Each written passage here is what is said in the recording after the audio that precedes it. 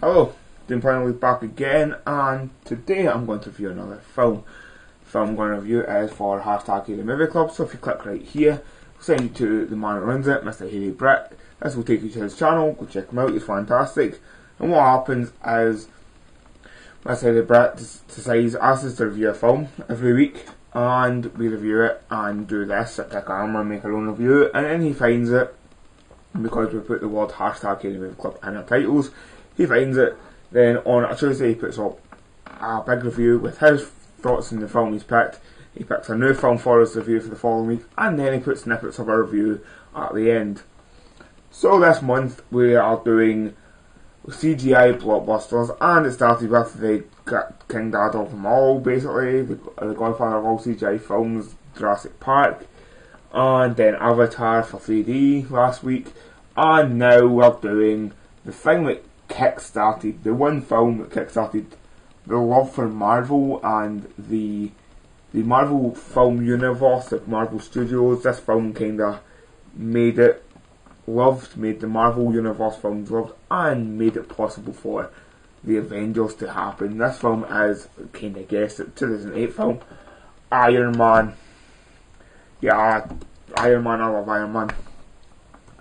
It's probably my favourite film from the whole Marvel franchise, even counting the films aren't owned by now Disney. Marvel are not made by Marvel Studios. Like, even if you class the Fox films and the Sony films, this is still my favourite Marvel film ever. Basically, there's Robert Downey Jr. in it, and Robert Downey Jr. is Tony Stark. He is a wealthy weapons manufacturer, and when then he gets kidnapped on a showing of these new weapons, these new missiles he's just created, and he discovers that his weapons are actually being sold to people who want to use these weapons to destroy the USA, because he's kinda, all American. And then, to escape, Tony builds his first Iron Man suit, and he escapes, and then later on he builds the Iron Man suit everybody knows and loves, the red and gold one, and becomes a sort of superhero sort of thing where he only does is blows up one missile and then stops the main villain. But yeah. Also in this there was Terrence Howard, who plays Rudy. He is a friend in the army. Also, this is the only film Terrence Howard's in, but Rudy's in the other three of the films, but he is replaced for sequels by Don Cheadle. Then there's Jeff Bridges. Jeff Bridges, I quite like Jeff Bridges, I have to say, but I didn't know. I fell in love with Jeff Bridges after watching, people are going to argue about this, seeing R.I.P.D., and I thought it was brilliant in that, so I've kind of watched everything else he's been in, and I actually didn't know this was Jeff Bridges in the film until I kind of looked up in the net to write my review up. I seen who he was. Oh, it's Jeff Bridges, and he plays Obadiah Stane. He's like the father slash mentor role after Stark's parents died when he was very young.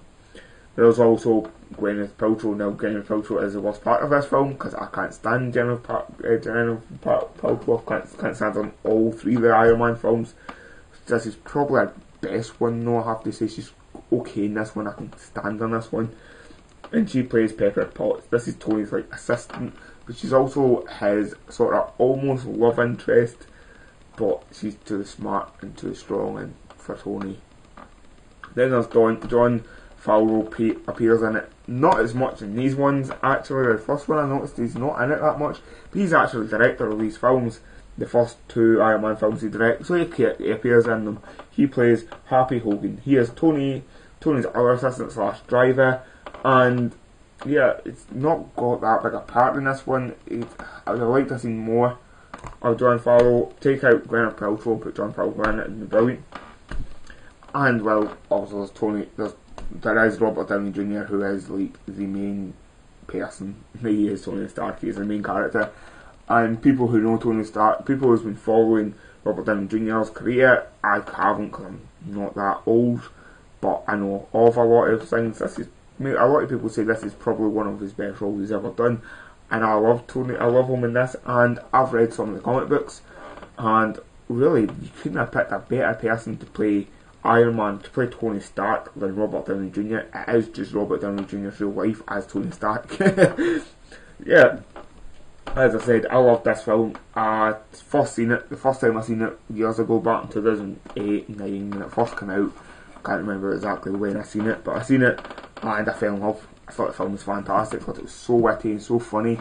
And then I recently watched it. Actually, recently, as I'm sitting down making this review, about 10 minutes before I just finished watching it. The soundtrack, it opens up with Black and Black with AC/DC and it ends with Iron Man for Black Sabbath.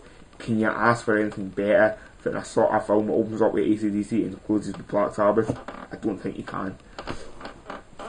Yeah, it's sort of the one that made Marvel what it is. But also, one doubt in this, or one problem with this film, bar Gwyneth Paltrow, is they mention the 10 rings. They say there is a quote in it called, they call themselves the 10 rings. And if you look in the background and all the, when they're over in like Asia, you see all the symbols of the 10 rings. And those, for those people who don't actually know the comic books that well, the 10 rings is the thing for the Mandarin. This is the Mandarin's calling card. And if there's a thing, and then they brought out 3 and they put the Mandarin in number 3 and it turned into a joke. Fair enough, they've kind of redeemed themselves with the short about the Mandarin, but still not that great. It's, if they just stuck to, I'm not going to say who the main villain in this film was, because just in case you've not seen it for some reason. If you haven't seen it, go and watch it now. Just go, turn off this hint and go watch it. But yeah, it's, they could have put the Mandarin in this and made it 10 times better. The Mandarin is the best comic book villain. He is, well, not the best, obviously that's the Joker, but he is the best. He's Tony Stark's Joker. That's what he is. He's Iron Man's Joker. He is the main arch rival of Tony Stark. He's the main villain of Tony Stark. And it would have been a lot better film. I know that they hinted at it a lot, and that would have been getting all the fanboys really excited. And obviously, they would have thought that by 2 it would be the Mandarin. No, they had to wait to 3 and destroy the third film by making it Trevor Flatley. Oh. But anyway, never mind about the third film or the second film or whatever. This is just my thought on it. It would have been better if they put the Mandarin in this film. We made the Mandarin, because you actually get a clip and it's literally 2 seconds when he's lying like half dead. When Tony's lying and he's getting shrapnel put into his heart, you see him blinking a lot and it's in and out and in and out, and you actually see the Mandarin's figure appear in front of him and then disappear. So it's almost like they were going to make a Mandarin film. They were going to put the Mandarin in the film and then almost didn't and went with the other villain, which doesn't make sense. But yeah, enough of my ranting about this Iron Man film and about what should have happened, because it well, 2008 and it still has the best Iron Man film out. This is just looking in hindsight, I would say. My little rant about the Mandarin, it's more hindsight than actual knowing, loving the film.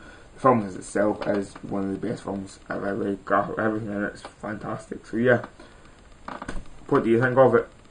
Leave a comment down below, because surely you've seen it. If you haven't seen it, go check it out, because it is the best Marvel film, superhero film ever made. So check it out, and thanks for tuning in, and I'll see you after.